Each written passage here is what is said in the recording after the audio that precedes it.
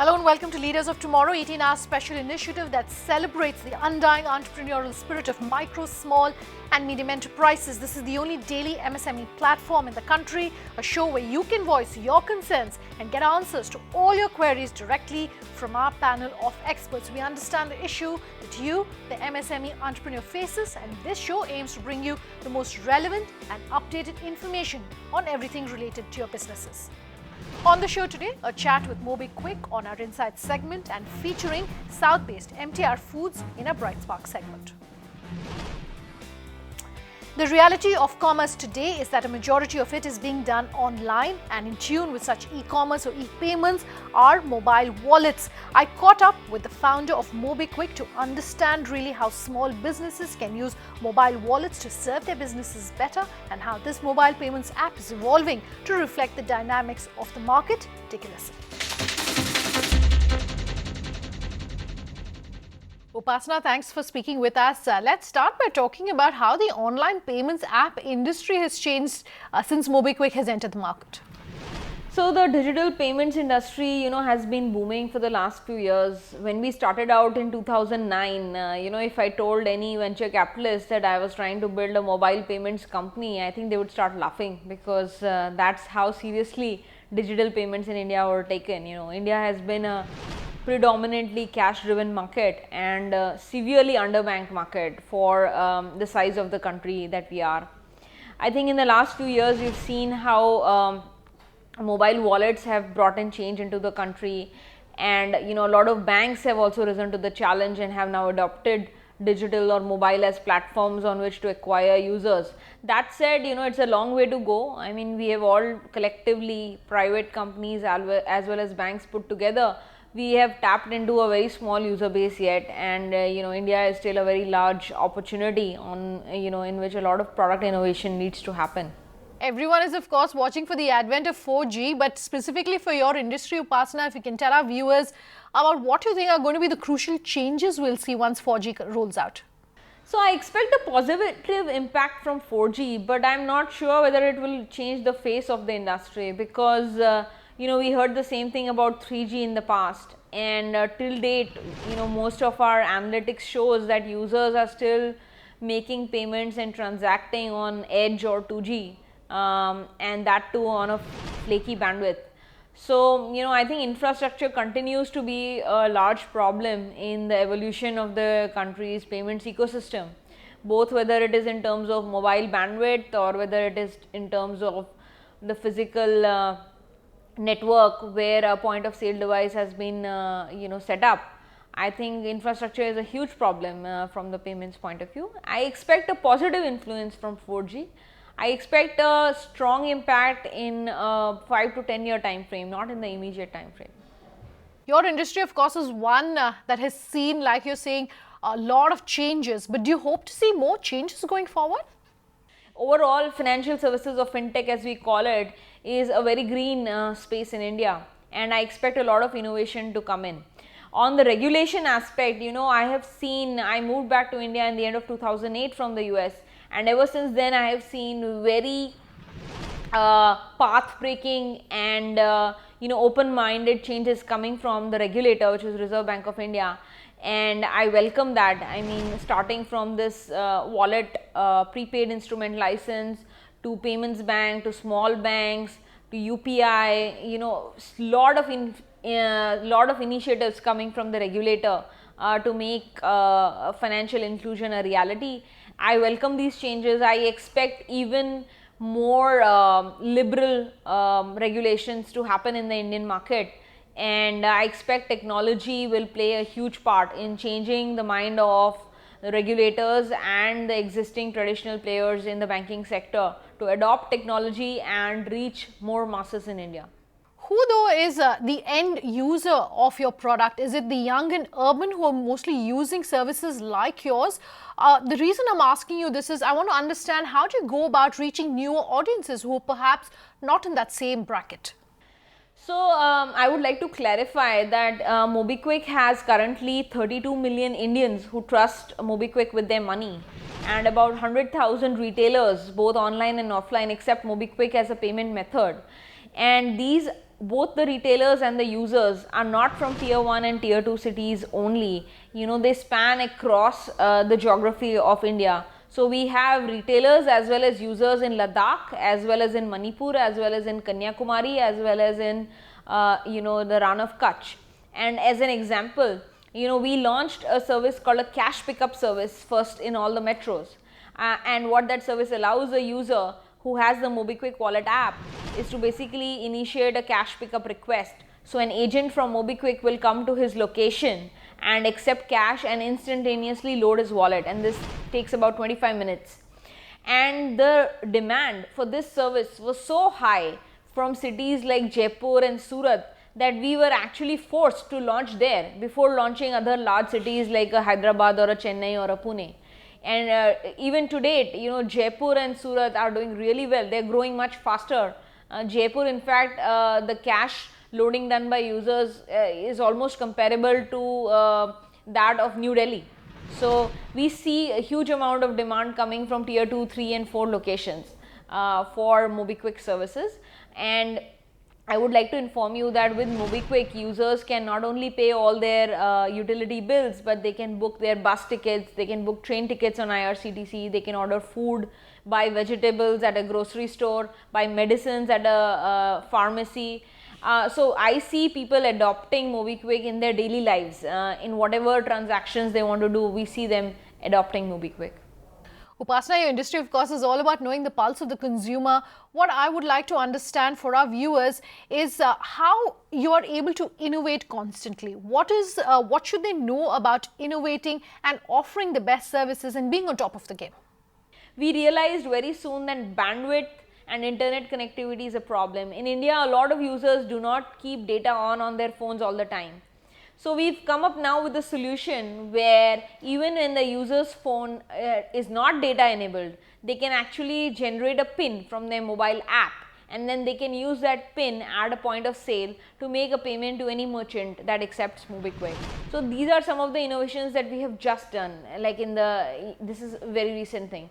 Another large innovation that we are working on, as you know, in order for retailers to accept MobiKwik, we have to tie up with every retailer and they have to integrate MobiKwik in their billing or payment system. Now this can only happen at a certain pace. So we wanted our users to be able to pay everywhere. So what we've come up with now is a virtual card technology, which is in partnership with our newest shareholder, which is Net1, where every wallet user will be able to generate a virtual card number from within their wallet app.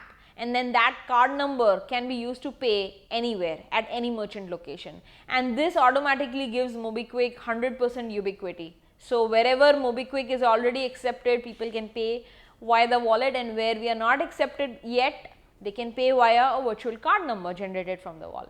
We've been constantly talking about digital India here on the Leaders of Tomorrow, Upasana, and I want to talk to you about how companies like yourself see yourself participating more in this government initiative. So I think Prime Minister Modi's charter has been to make life simpler for startups and small businesses, and to that extent Digital India, Make in India are all the right moves. In the short term, they have not really moved anything much for existing companies like ours, but I do expect that in the next few years, new startups which are starting will definitely benefit a lot more, whether it is in terms of registering a new entity or whether it is in terms of corporate filings or taxes.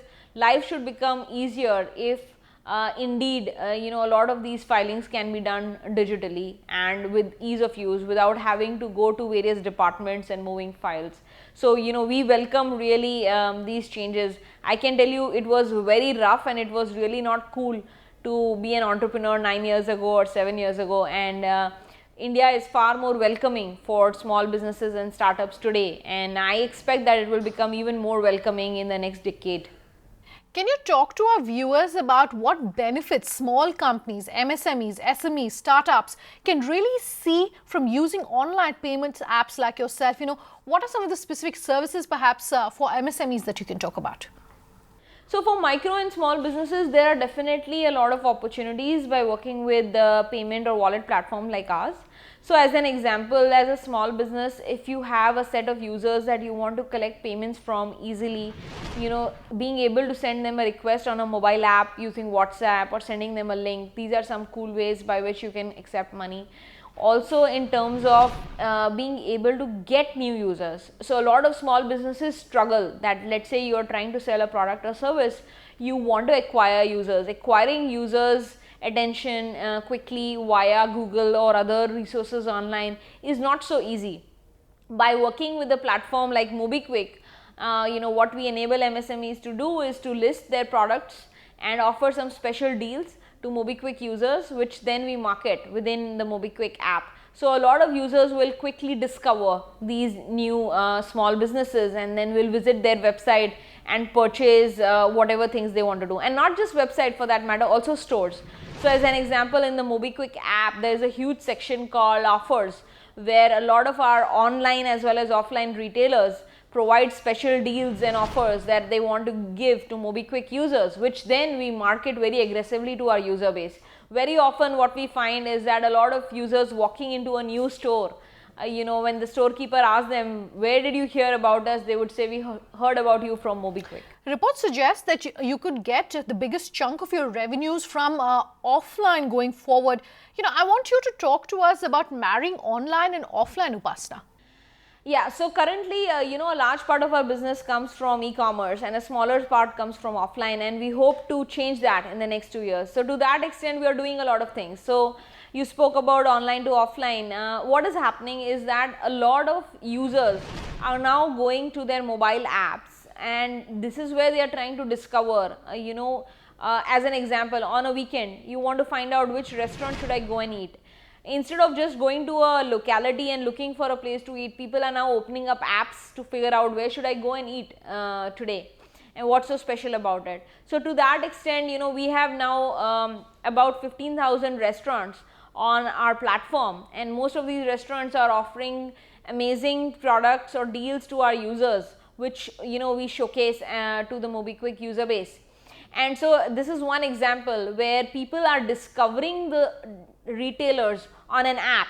Online they are discovering where to go, and because it is so exciting and because it is so close by, they are going to this restaurant and eating. So this is an example of how we are taking users from online to offline, O2O stores. And a lot of times when these people are walking into restaurants or stores, those storekeepers are not just getting these users to pay with MobiKwik, but it's actually MobiKwik is introducing these stores to these users. So this is how we are making a difference. Another big thing that we are doing is that within the mobile wallet app itself, within the MobiKwik app itself, a user can generate a simple unified PIN, and they can just walk up to a store, purchase whatever they want, and they just have to present that PIN, and it would take care of the payment. There are no OTPs involved, there is no complex payment experience involved in this process. So we expect a lot of opportunity in the offline space. It's a $1 trillion market in India in terms of payments, and therefore these are just the beginnings. I expect a lot more to happen in terms of product innovation for offline payments. I was reading reports that suggest that you plan to partner with NBFCs to offer microloans. Can you tell us more on that? Yeah, so we are very excited about the lending microloans piece. What we are figuring out is that with our users, we have a very large amount of transaction history, and what we are finding is that a lot of these users are not really banked. They don't have credit cards. Credit card market in India is very small. Oftentimes these users want to buy, let's say, an air conditioner or a refrigerator or a microwave, and they are looking, or they want to buy a domestic travel package, and they are looking for a short term loan. So let's say for a travel package, somebody is looking for a loan for 15 to 20,000 rupees, and the loan could be for 1 month or it could be for 3 months. And today, the way the Indian market is set up, not many banks or NBFCs are ready to service these customers directly. So what MobiKwik is doing is acting as a conduit. We are calling them nano loans, and we want to enable these nano loans via our mobile app, because we know when the user is trying to buy what, and we want to offer these nano loans to them. and in order to do so, we are partnering with a couple of NBFCs in the back end. Let's take a quick break. When we come back, we'll feature MTR Foods on our Bright Spark segment.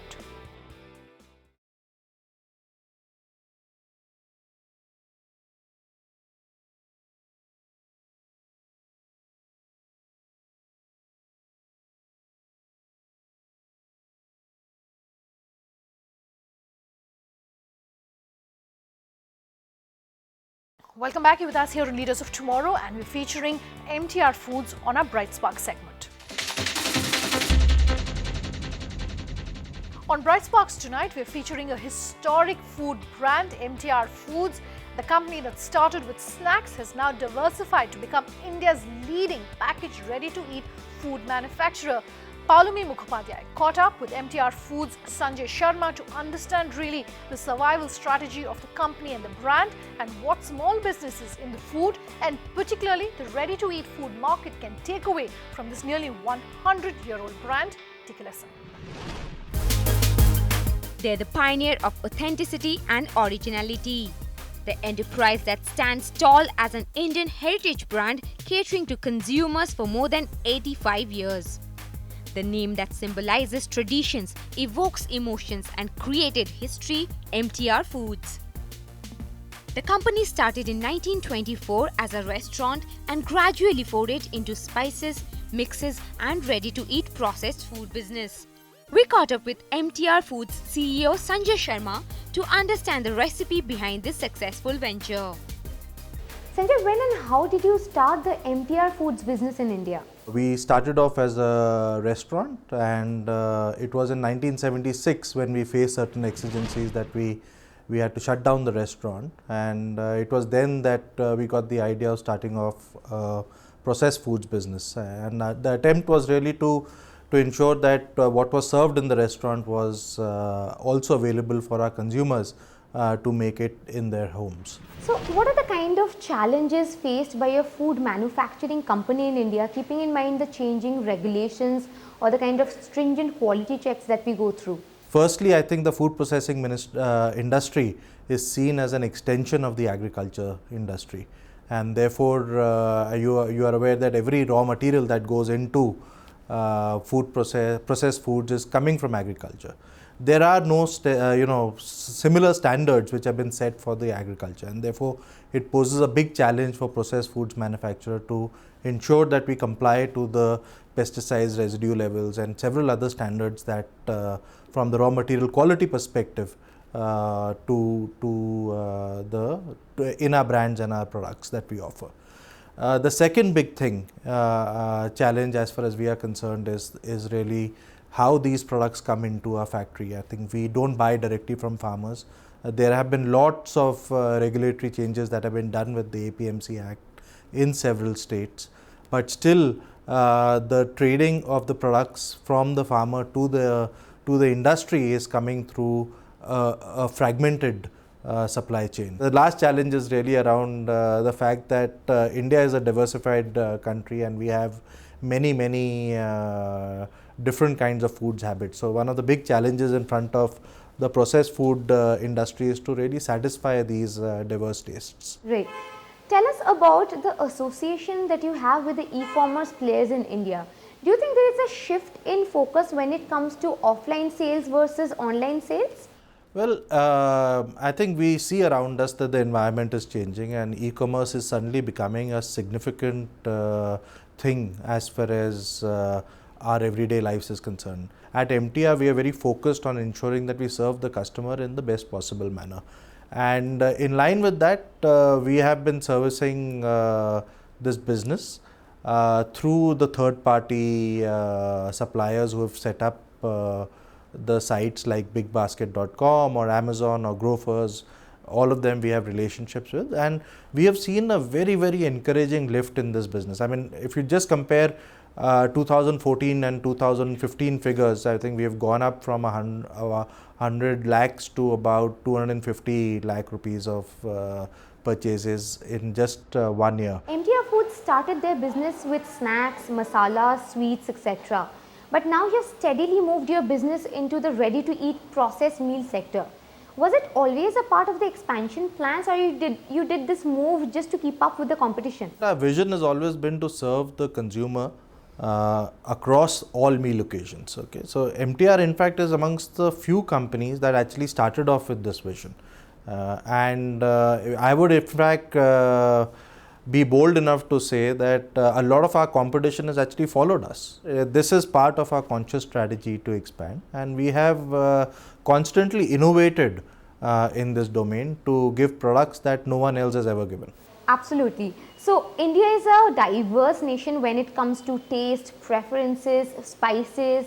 How difficult is it for food businesses to scale up in this country? Oh, I think it's a huge challenge. I think you hit the nail right on the head. Now 30 different states that we have in India, we have 30 different cuisines. Being a processed food player in this country can be an extremely challenging task, because one of the key functions of food is to ensure that you deliver on taste. In the last 10 years, we have seen that this sector has got a very strong boost in terms of the changes that have taken part. One is the socio-economic changes that have taken, which is the breaking down of the family structures in the country, from joint families to nuclear families to even now singles and couples living together. Second is really, with higher economic activity in the country, people are working longer hours. All this development that has happened has actually helped the processed food sector on two counts. One, I think as a consumer, if I want a meal away from my hometown, then it's very difficult to get, and processed foods come and play a role of relevance out here, where they are able to give you products that will help you make homemade like food. And I think all these changes today, I would say, have made the processed food business environment a lot more amenable for growth. Now let's talk about Make in India initiative. What are the kind of challenges that you face as a food manufacturer in India, and what are the kind of expectations that you have from the government? I think Make in India is a fantastic initiative, and I think when it comes to processed food sector, it is extremely relevant, because we are a fairly large agricultural oriented society. We have a large number of people who are dependent on agriculture. India has the potential to become the food factory to the world. If we have to achieve some of these ambitions, Make in India is probably an ideal platform on which you can build the processed food sectors. MTR Foods' unmatched taste and innovative methods gave birth to a wide range of North and South Indian mixes like Rava Idli, Spinach Idli, Gulab Jamun Mix, Sambar Powder, Beetroot Idli, Paneer Butter Masala, Pav Bhaji, Dal Fry, Carrot Vermicellis, amongst many. The journey of this Made in India brand has tasted triumph domestically and has managed to put this country on the global map when it comes to Indian cuisines. So today we brought you tips on how mobile payment wallets can be used by small businesses like yours. And if you want your company to be featured on the show or have a query about your business, do write in to us. leadersoftomorrowtimesgroup.com is the email ID for you. You can personally tweet at me. The hashtag for that is Sunanda_J. You can reach us on social media using the hashtag LOT, or call us on that number that you see flashing on your screen. And we promise to have your queries answered. Thanks for watching. Have a good night.